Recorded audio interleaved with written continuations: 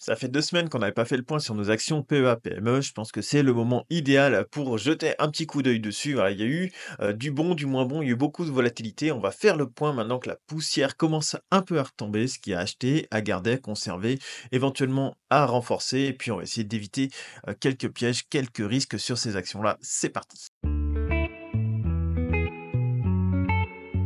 Alors on va commencer par 2 CRSI. Alors celle-ci, elle est, sur son, support actuellement, c'est aux environs des 3,6 donc voilà, support à surveiller. Sur les gros coups de volatilité, on peut voir qu'elle est descendue sur les 3,11 donc voilà, ça permet aussi à certains qui veulent par exemple, se placer sur celle-ci, voilà, il fallait mieux attendre les 3,60. On voit que ça a l'air de vouloir quand même les tenir, il y a quand même quelques acheteurs. Il faudrait pas trop que ça vienne casser, beaucoup plus bas. Voilà, donc après celui qui est rentré à 3,6 pour le moment, il est pas mal.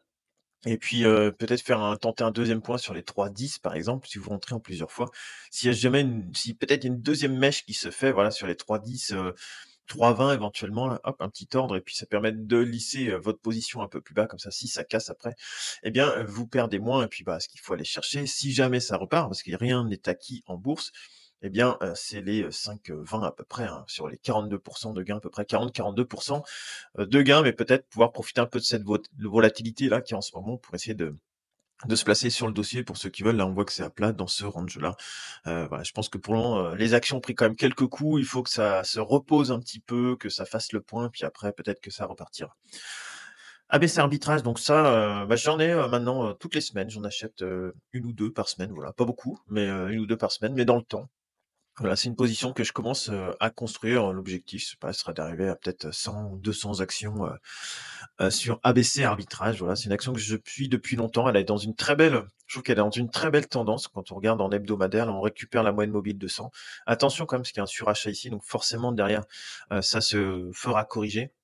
Je sais pas quand, mais voilà, ça se fera corriger. Puis voilà, donc tendance, si on prend sur un format journalier, depuis les points bas à 3,6, eh bien, c'est très bien reparti. Donc ça, c'est une position, on m'a demandé aussi une fois, que j'avais commencé, alors pas pour moi, mais pour quelqu'un, j'avais acheté assez cher. J'avais acheté dans les 7 et puis après j'avais lissé, j'avais racheté sur les 3,60. Là, j'avais mis un dent, c'est plus ou moins du coup de bol, hein, mais bon, j'avais acheté vers les 3,60, puis après c'était bien reparti, ce qui fait que ça fait une position qui a versé des dividendes pendant des années et puis qui maintenant a une plus-value qui est plutôt, correcte et puis voilà, ça continue à verser des dividendes.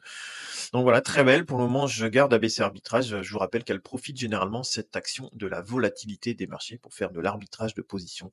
Donc voilà, c'est pas mal. Ils font pas que ça, ils font d'autres choses, mais voilà, le chiffre d'affaires, souvent, plus les marchés sont volatiles, plus ils font leur beurre. Ensuite, on a Assystem. Donc Assystem, elle est toujours en tendance, baissière. Ici, c'est baissier. Ici, c'est baissier. Je crois quand on passe en format jour, c'est pas très bon. On est systématiquement coincé, même en dessous de la moyenne mobile de 100. Voilà, donc pour le moment, tout ce qui repartira, ce sera que du rebond dans une tendance baissière. Voilà, il y a 15 à aller chercher pour aller, 13-14 aller pour aller chercher cet oblique-là, si jamais celui qui veut rentrer, mais pour le moment, c'est vraiment une tendance baissière, il y a pas de signal de retournement. Beneteau, c'est très compliqué, ça avait repris la moyenne mobile de 100 et puis ça l'a cassé, c'est revenu vers son support un peu plus bas puisqu'il y a eu pas mal de volatilité, pas mal de panique. Donc pour le moment, Beneteau, il y a pas grand-chose à faire dessus, mis à part si vous voulez acheter ce support-là sur les 7,60, un petit peu en dessous de 8. Bon, sinon après, il faut attendre un retour sur les 5,50. Voilà.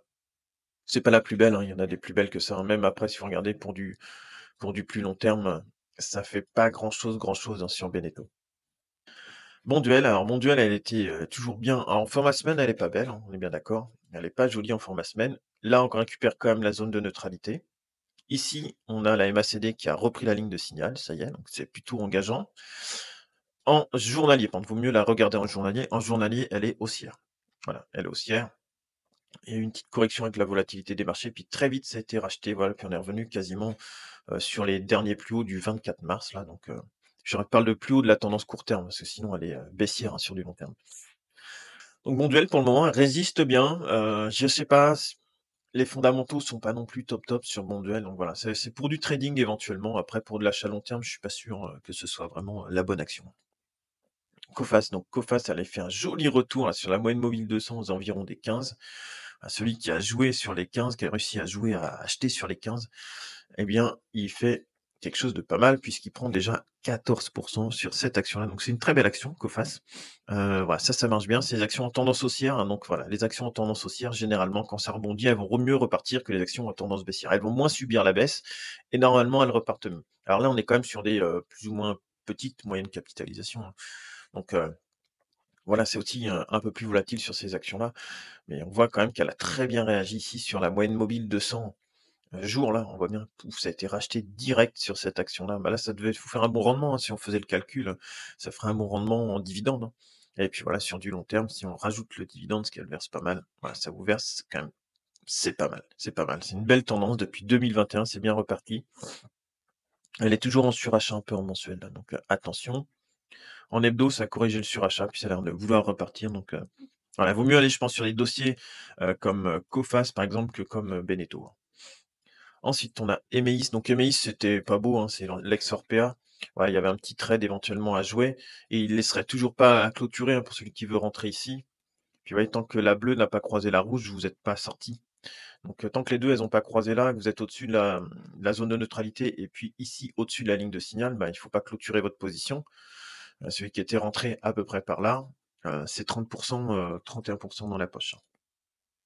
Après pour du moyen long terme, hein, Emeis, c'est pas bon, hein.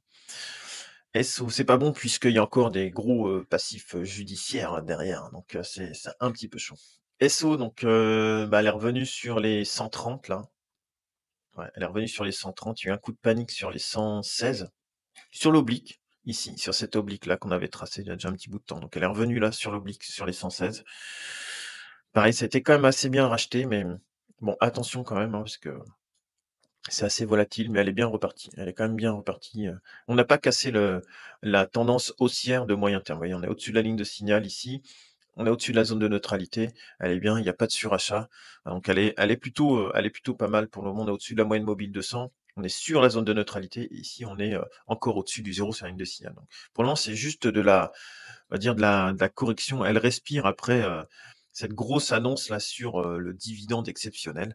Voilà, donc mais quand même, elle a perdu entre son plus haut et son plus bas, vous voyez, en 18 jours, 31, quasiment 32 en 18 jours entre le plus haut et le plus bas.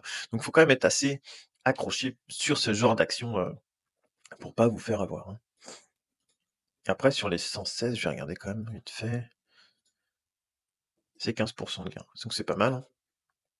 Excel Technologies, bah, voilà, pareil, les actions en tendance haussière ont souvent tendance à mieux performer. Là, par contre, fallait être un petit peu accroché parce qu'elle est redescendue là 33 vous voyez, en quelques jours. Donc c'est pas évident de tenir, une grosse volatilité comme ça selon le moment où vous rentrez. C'est jamais, jamais évident et sur une bougie en semaine comme ça varie de 32 sur la semaine. C'est pas évident. Je veux dire pour des débutants, les actions comme ça, bah, c'est pas trop, vers quoi, enfin j'emmènerais les gens quoi. Enfin c'est pas un conseil, hein, mais quand c'est hyper volatile comme ça, c'est dur de garder les positions. Si vous avez acheté là, que vous prenez un moins 25 vous posez la question de revendre, sachant que toutes les nouvelles sont négatives, c'est jamais, forcément très évident. Donc là, voilà, je pense qu'elle est toujours belle, hein, elle est toujours haussière, il y a pas de problème. Elle a pas cassé sa tendance, elle est toujours bien. Puis voilà, celui qui avait profité de la volatilité là pour re-rentrer sur les 28 là, derrière c'est 63 vous voyez, en une semaine et demie. Donc c'est énorme, mais voilà, faut aussi accepter la volatilité, le risque. Forcément, il y a plus de risques, mais elle est belle et elle est toujours en surachat. Ensuite, on a Figeac Aéro. Donc Figeac Aéro, elle a fait son échec sous les 10 là, ici. Donc sur les 10, hein, souvent les valeurs fixes, c'est à peu près chaud comme ça. Et puis elle avait vraiment bien corrigé, mais elle a un peu plus de mal à repartir. Quand on compare XL Technologies par exemple, et puis Figeac, on voit que là, il y a pas eu le rebond qu'il y a eu par exemple sur, ouais, c'est reparti direct parce qu'elle était haussière. Ici, il y a une grosse correction, mais elle est pas repartie. Vous voyez, elle est même passée, c'est vendeur ici, vendeur ici. Elle était longtemps sur achat. Maintenant, est-ce qu'il faudrait pas attendre les 6,60? Peut-être attendre aux environs des 6,60 de cette moyenne mobile là, ou autrement sur les 5,50, revenir sur la moyenne mobile 200. Mais ça veut dire que si on revient sur la moyenne mobile 200, la tendance haussière, elle serait quand même bien, bien entamée, et ce serait pas forcément bon. Alors groupe OKWind, alors ça, je la garde pour le moment juste, on va dire en watchlist. Pour le moment, elle fait pas grand-chose. J'attends juste qu'elle se réveille, si un jour elle se réveille, pour prendre une position dessus. Mais ouais, si on rezoome un peu, pour le moment, il n'y a pas grand-chose à faire. Il y a quand même des signaux là, mais c'est trop tôt. Je pense qu'il vaut mieux être patient sur celle-ci, sachant qu'elle est quand même pas très jolie, sur du format moyen terme, hein, depuis 2022, voilà, c'est quand même pas très beau. Imerys, bah, pas grand-chose à faire sur Imerys, hein. C'est à plat depuis 2022. Voilà. Soit vous voulez jouer un peu ce range-là, par exemple, acheter sur les 22 et puis tenter de revendre sur les 36. Donc ça ferait quand même, pas mal, hein. Il y a quand même 50 plus de 50 à prendre. Voilà, si vous ceux qui veut tenter ce range-là, 22-23 et 36, ça peut être quelque chose à faire éventuellement. Mais bon, voilà, là, acheter en milieu de range comme ça, je suis pas sûr que ce soit la bonne occasion. Même là, sur les 25, je pense qu'on peut, sur un coup de panique, aller voir plus bas. Manitou, bah, ça fait pas grand-chose, Manitou en format semaine. Je crois que la tendance, elle est bien cassée. Ouais, on a cassé la moyenne mobile 200, là c'est vendeur, là c'est vendeur. Faudrait attendre des signaux de retournement, reprendre une moyenne mobile 200 ou quelque chose comme ça, ou au moins que la bleue, elle recroise la rouge ici. Pour du format court terme, quand ça croise, après, elle avait pris 40%. Mais je pense que ça vaut le coup d'attendre sur Manitou, pas trop se presser là. Morel et Prom, donc la tendance, elle est bien, bien cassée hein, maintenant, hein, donc voilà. Attention, hein, quand on casse les moyennes mobiles de 60, souvent, ça va beaucoup plus bas. Là, il y a eu une espèce de survente rebond et ça a l'air d'être dur à tenir sur Morel et Prom, là. C'est compliqué. Par contre, si on la regarde en semaine, eh bien, voyez, on est revenu sur la moyenne mobile 200 ici. Et ça a rebondi sur la moyenne mobile 200. Alors, est-ce qu'on pourrait pas retenter les 4,16 à peu près, voire même un peu plus bas sur les 4 là? Celui qui veut rentrer, pourquoi pas? Refaire un point sur les 4. Après, si vous arrivez à en choper sur les 4, ouais, vous faites un petit rebond, c'est déjà 11% juste sur un petit rebond. Puis après, si ça repart, bah, tant mieux, hein. Mais pourquoi pas mettre un ordre sur les 4, 4, 4, 0, 5 par exemple, parce que des fois les valeurs fixes, ça fait des belles valeurs, des beaux rebonds, ou pas, je sais pas. Mais voilà, elle est revenue sur cette moyenne mobile 200 là, celui qui voulait du Morel et Prom, ben pourquoi pas? Pourquoi pas sur ces seuils-là?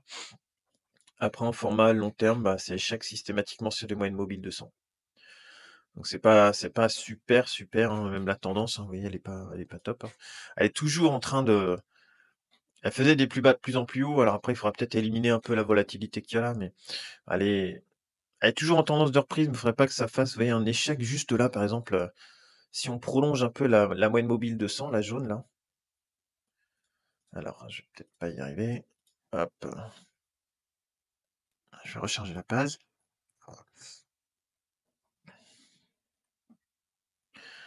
Des fois ça fait ça.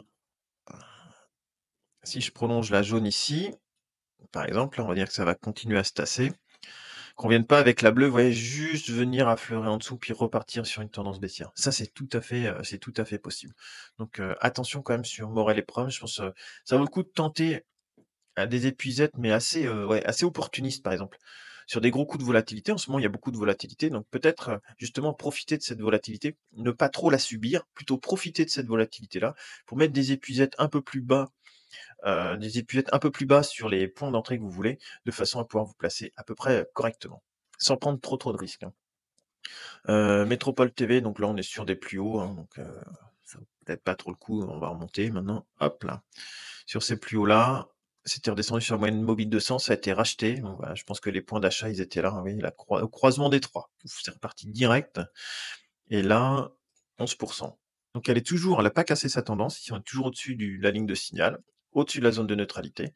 Par contre, on est en milieu, si vous voulez, entre la moyenne mobile 200 et puis le haut de range. Ouais. Donc celui qui est placé, il n'y a pas de problème, mais pour se placer maintenant, je trouve que c'est un peu compliqué. C'est un peu compliqué. Moulin Vest, pour le moment, rien à faire dessus. Elle est toujours dans cette petite tendance baissière.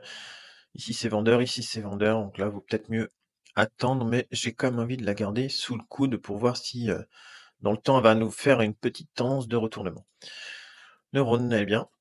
Elle est bien, elle est bien. Toujours dans sa tendance de moyen terme. On a une belle tendance de moyen terme là qui est dessinée. On est revenu se poser ici, donc je pense qu'on est revenu se poser sur la moyenne mobile 200 qui est là. Voilà. Poser dessus, il faudrait pas la casser. Ici c'est vendeur, ici c'est vendeur. Il faut absolument la tenir, sinon si ça casse, ça risque de faire une grosse gamelle sur celle-ci. Mais voilà, après sur des points moyen terme, elle a encore de quoi baisser, hein. Mais elle est toujours dans une belle tendance. Elle est toujours très très belle cette action-là. Après, sur de la panique, elle peut venir chercher les 37, hein, pourquoi pas, hein. On est qu'à 16 ou 17% de cette moyenne mobile 200. Et là, si on prend sur 2017, elle était revenue chercher même un peu plus bas que sa moyenne mobile 200 avant de repartir. Donc là, soit elle va éventuellement aller tranquillement vers la droite, histoire de refroidir un peu, parce qu'elle a quand même fait une très belle performance là depuis 2021, c'est quand même 150%. qu'elle refroidisse un petit peu et puis qu'elle reparte après, ça c'est possible. Donc voilà, il faudra, je pense, être vigilant sur les points, mais peut-être un premier point d'entrée là et puis un deuxième point sur la moyenne mobile 200 si ça vient, pourquoi pas? Pourquoi pas? Pourquoi pas? Nexity, il y a rien à faire dessus pour le moment, elle est pas très belle. En format semaine, elle est toujours baissière. Publicis, elle a rebondi sur sa moyenne mobile 200 quasiment, vous voyez, sur les 74. Donc vous voyez, quand des fois quand ça casse, les tendances ici après, ça fait mal, c'est moins 32. Ici c'est, vendeur, ici c'est vendeur et là on a quand même rebondi dessus, donc on pense quand même il y a des acheteurs sur les, 70 là. Ça correspond, à cette ancienne résistance là à peu près. Donc il y a du monde dans la zone, hein, c'est une zone, hein, je vous mets un trait mais prenez plutôt une zone, hein. Quand vous achetez sur des tendances de repli comme ça, que vous rentriez à 76 ou à 73, ça change pas grand-chose, hein.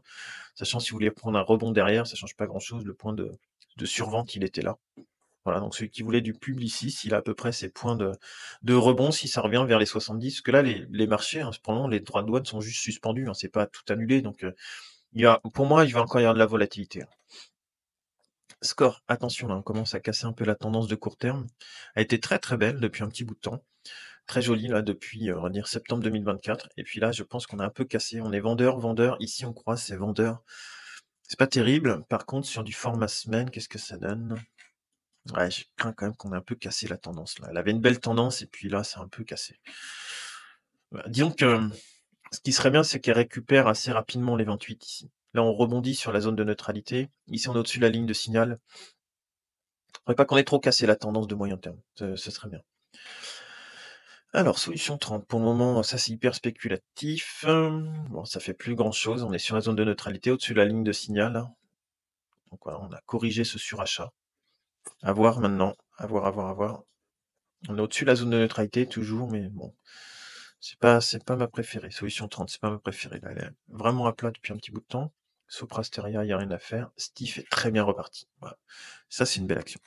Ça, c'est une très belle action. Regardez la tendance, là. Superbe, superbe, superbe. C'est systématiquement acheté sur les moyennes mobiles 20 périodes. On en parlait il y a quelques semaines, même ça fait plusieurs mois maintenant qu'on est dessus. Voilà, on peut rajouter un point sur celle-ci, aux environs des 29. Donc la prochaine fois que ça descend, ce sera peut-être si je prolonge un peu celle-ci, comme ça, un petit peu moins de pente, voilà, comme ça. Eh bien, le prochain point d'achat, il sera peut-être par ici. Je ne sais pas si ça revient, sur les 31 par exemple. Il y aura peut-être un point d'achat sur les 31, toujours dans cette tendance haussière. Par contre, attention, au moyen terme, on est en surachat. Par contre, elle est superbe au niveau de la MACD. On n'a pas beaucoup d'historique dessus, mais vraiment, elle est très très belle cette action. Technip Énergie, pareil, rebond sur la moyenne mobile 200. Donc on voit quand même qu'il y a eu pas mal d'actions qui ont rebondi sur les moyennes mobiles 200. Donc voilà, on voit que c'est des points d'achat quand même qui sont assez pertinents. Quand je vous parle souvent des moyennes mobiles 200, c'est souvent des points pertinents. Plus que les, si vous voulez, si vous enlevez la bleue et la rouge, quand vous regardez une action, par exemple, si vous faites plutôt du long terme, les points d'achat, ils seront plutôt sur les moyennes mobiles 200. Quand vous revenez dessus, si ça casse, par exemple, vous ressortez. Si ça casse, vous sortez. Par contre, vous pouvez racheter sur les moyennes mobiles 200. C'est souvent des endroits qui font sens dans l'investissement. Bon, celle-ci, c'est pas le meilleur exemple parce qu'elle n'a pas beaucoup d'historique pour le moment. TF1, un échec sous ses plus hauts, elle repart bien. Pareil, elle était en tendance haussière, donc elle repart bien. Mais il faudrait faire attention qu'elle ne fasse pas un deuxième échec là sur les 9. Pour le moment, elle est bien haussier en format hebdo.